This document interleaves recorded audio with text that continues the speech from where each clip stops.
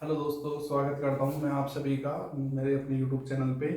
तो दोस्तों, मैंने पहले भी एक वीडियो बनाई थी जो आप सभी लोगों ने देखी उस वीडियो को, और उस वीडियो को आप सभी का बहुत ज़्यादा स्नेह मिला। उसके लिए आप सभी का बहुत बहुत धन्यवाद।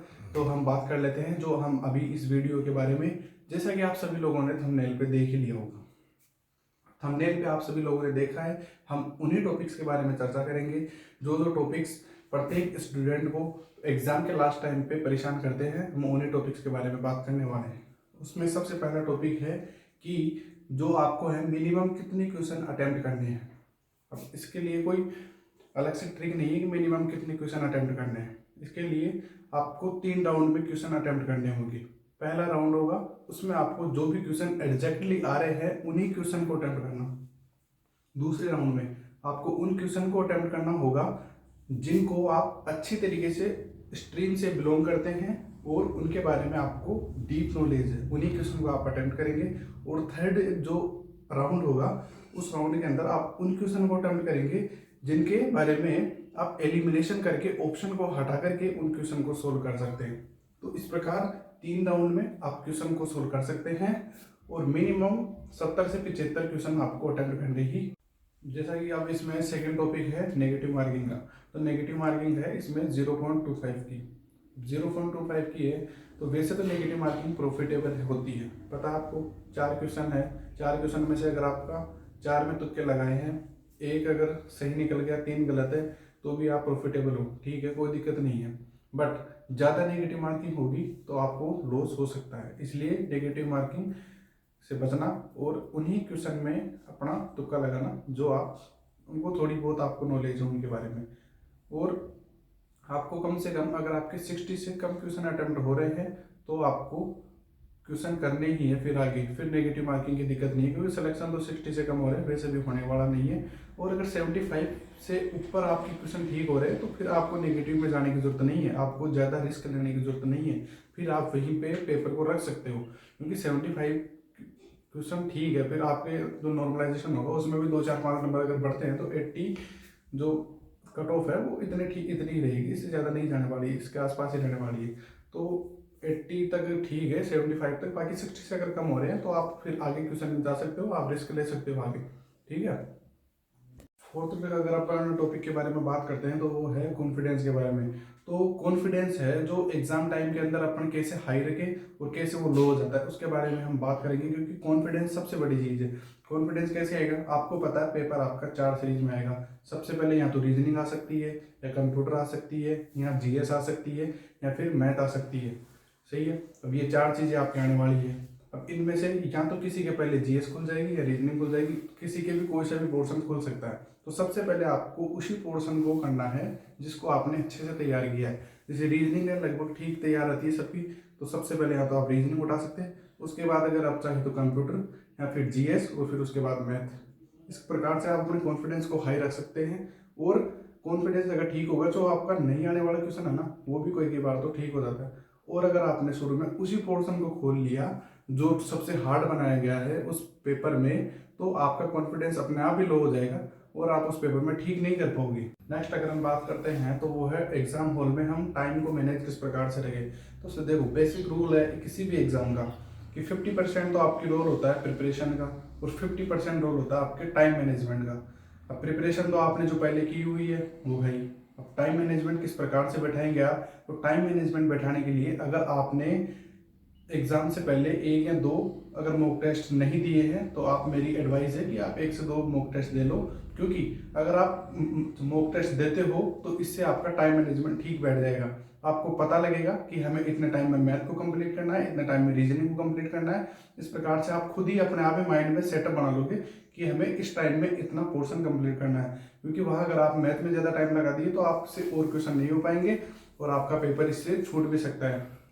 तो इसलिए आपको अपना टाइम मैनेजमेंट ठीक तरीके से करना है, और प्रिपरेशन तो जो आपने की हुई है वो है ही। तो इस प्रकार एग्जाम हॉल में अपना कॉन्फिडेंस ठीक रखें। अब नेक्स्ट हम बात कर लेते हैं कि अगर आपका एग्जाम से एक दिन पहले आपको क्या करना है। जो सबसे इम्पोर्टेंट डे होता है आपके एग्जाम के लिए, एग्जाम से लास्ट वाला दिन। एग्जाम से लास्ट वाले दिन मेरी अगर राय मानो तो आप कुछ मत पढ़ो, फिर भी अगर आप पढ़ना चाहते हो तो आप उन चीज़ों को पढ़ सकते हो जिनका आप फास्टली रिवीजन कर सकते हो। फॉर एग्जांपल आप अगर करंट अफेयर्स पढ़ सकते हो और कंप्यूटर का रिवीजन कर सकते हो, तो इस प्रकार से आप इन चीज़ों को पढ़ सकते हो। अगर आप सारा पढ़ने में लगोगे, आपसे सारा रिवीजन हो नहीं पाएगा एक दिन में, आपको टेंशन होगी, डिप्रेशन में जाओगे, अगले दिन पेपर खराब होगा। तो इसलिए आपको करना क्या है, आपको ओनली उन्हीं चीज़ों का रिवीजन करना है जिनका आप फास्टली रिवीजन कर सकते हो। आप उन चीज़ों को पहले से भी सिलेक्ट करके रख सकते हो कि मैं ये चीज़ें एग्जाम से एक दिन पहले करूंगा। एग्जाम से एक दिन पहले आप सारी चीज़ों का रिवाइज नहीं कर सकते हो, आप ओनली उन्हीं चीज़ों को रिवाइज कर सकते हो जो शॉर्ट है, जैसे करंट अफेयर्स हो गए और हमारे कंप्यूटर हो गए, इन चीज़ों को आप रिवाइज कर सकते हो। और आपको एग्जाम देते टाइम अपने अंतरात्मा की सुननी है और अच्छे से पेपर करना है। और एक और गलती है जो अधिकतर बच्चे करते हैं, पहले आप किसी क्वेश्चन के आंसर को टिक लगा देते हैं, फिर आपको थोड़ी देर बाद लगता है यार इसका आंसर ये होना चाहिए जो कि आपके मन ने कहा है। तो इस प्रकार आपको दोनों में तालमेल सही बिठाना, अंतरात्मा में और मन में। जो एक बार आपने कर दिया उसी को टिक रहने दो, क्योंकि अधिकतर बच्चों का सिलेक्शन इसी वजह से रुका है। उन्होंने पहले तो कुछ और लगाया था, उसके बाद में किसी और को आंसर लगाया है और वो उनका गलत हुआ है। तो आपको इस चीज़ से बचना है, जो आपने एक बार लगा दिया वो ठीक ही होना चाहिए और ठीक ही होता है अधिकतर, ठीक है। और लास्ट में हम बात कर लेते हैं कुछ इंपॉर्टेंट टॉपिक्स के बारे में जो आपको करंट में फ़ायदा पहुंचाएंगे, और उन्हीं में से अधिकतर क्वेश्चन आ जाते हैं क्योंकि आपके सिलेबस में भी वही चीज़ें हैं। जैसे कि हम बात कर लेते हैं स्पोर्ट्स के बारे में, तो स्पोर्ट्स के बारे में एक तो फीफा के बारे में, हॉकी के बारे में एंड क्रिकेट के बारे में, और जो भी है इनके एक तो स्टैटिक चीज़ें याद करनी इनके बारे में। दूसरा है इनके बारे में जो भी रिसेंटली करंट में इनके बारे में क्या क्या अवार्ड मिला है, जो भी वर्ल्ड कप के बारे में है, इन सब चीज़ों को आपको रिवाइज करके जाना है। दूसरी बात है आपको जो भी अभी किस किस को कौन कौन किस पद पर नियुक्त हुआ है, जैसे सेबी में, एसबीआई में, और जो भी कहाँ कहाँ के सीईओ, कौन सी कंपनी का कौन सीईओ है, ये सभी चीज़ें आपको याद करके जानी है। कौन सी कंपनी का कौन ब्रांड एम्बेसडर है, ये चीज़ें भी आपको याद करके जानी है सभी कंपनियों के, क्योंकि ये सीधे क्वेश्चन पहुँचे जाते हैं और सीधा आंसर होगा इनका, बिल्कुल सीधे नंबर मिल जाएंगे आपको। और लास्ट में मैं तो आपसे यही कहना चाहूँगा कि आपको पेपर करना है, आराम से अच्छे से करना है, पूरा पर्सन पहले पूरा पढ़ना है लास्ट तक, क्योंकि पर्सन के लास्ट में कुछ बात ऐसी होती है जो पूरे पर्सन का आंसर ही चेंज कर देती है। तो पर्सन को लास्ट तक पढ़ना है। और दूसरी बात है चारों ऑप्शन को अच्छे से पढ़ना है, चारों ऑप्शन अच्छे से देखना है। पहले पूरा पर्सन पढ़ो, चारों ऑप्शन अच्छे से पढ़ो, उसके बाद आंसर दो। उसके बाद ही हम आपके जो मोदी जी के द्वारा बहुत सारी योजनाएं चलाई गई है, उन योजनाओं के बारे में, और मोदी जी कौन से देश में दौरे पर गए हैं, उन देशों के बारे में कुछ नॉलेज, और उन देशों के राष्ट्रपति के बारे में जानकारी, ये सभी चीज़ें आपको याद करनी है। इसके बाद में आपको जो भी स्कीम है और जो भी ये है हमारे नासा के मिशन है, इसरो के है, चंद्रयान के बारे में है, ये मिशन भी आपको याद करने हैं।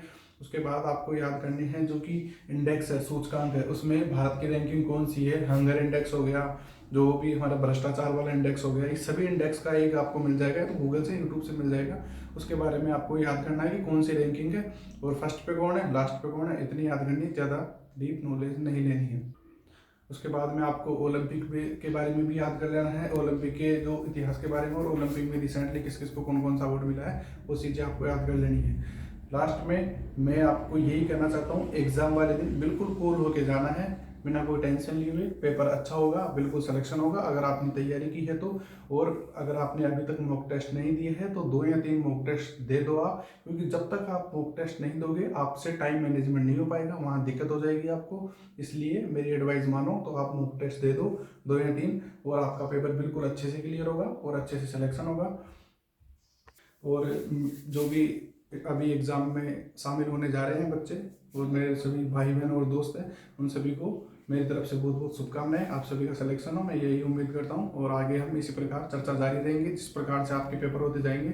और आगे हम एग्ज़ाम होने के बाद कट ऑफ पे भी चर्चा करेंगे, क्योंकि एग्ज़ाम से पहले अगर मेरे पास कुछ बच्चों के मैसेज आए थे, उन्होंने कट ऑफ के बारे में बात करने के लिए कहा था। तो कट ऑफ के बारे में एग्ज़ाम होने से पहले बात करना गलत है, क्योंकि एग्ज़ाम होने के बाद में ही कट ऑफ के बारे में पता लग सकता है। इसलिए एग्ज़ाम होने के बाद हम कट ऑफ पे भी वीडियो बनाएंगे, एग्ज़ाम के लेवल के बारे में देखेंगे, नॉर्मलाइजेशन के बारे में बात करेंगे। तो आगे हमारी चर्चा जारी रहेंगी। तो अब मुझे आप इजाज़त दीजिए, ठीक है, धन्यवाद।